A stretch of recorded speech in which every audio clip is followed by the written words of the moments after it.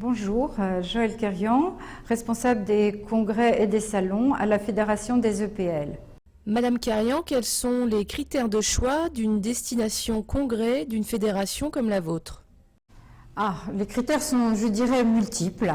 Bien sûr, d'ordre qualitatif, tous.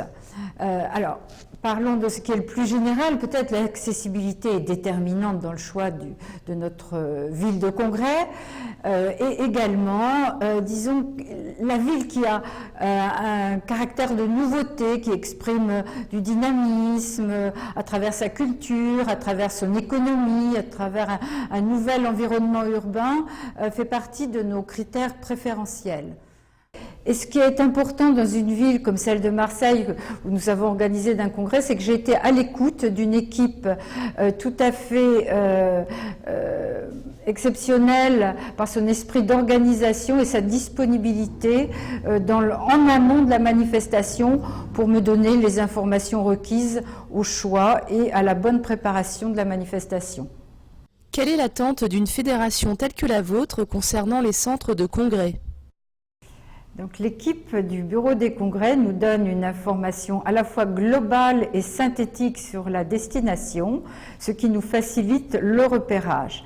Alors le centre de congrès, bien sûr, est le cœur de la tenue de la manifestation et bien sûr doit avoir des conditions d'accueil satisfaisantes. Et par-delà, c'est aussi la qualité des professionnels qui vont être réactifs tout au long de la préparation et de la manifestation. Ce qui a été le cas au centre du Parc Chano, avec qui la collaboration a été très fructueuse.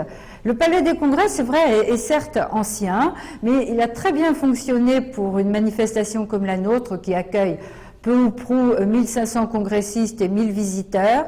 L'articulation entre la partie exposition et la partie congrès a été très très satisfaisante et nous avons rencontré que des congressistes et visiteurs satisfaits par les échanges, et la prime peut-être à Marseille, c'était la convivialité. Et dès que le congressiste faisait une promenade bien sûr dans la ville, se retrouver sur le Vieux-Port est toujours un moment de charme et de privilège.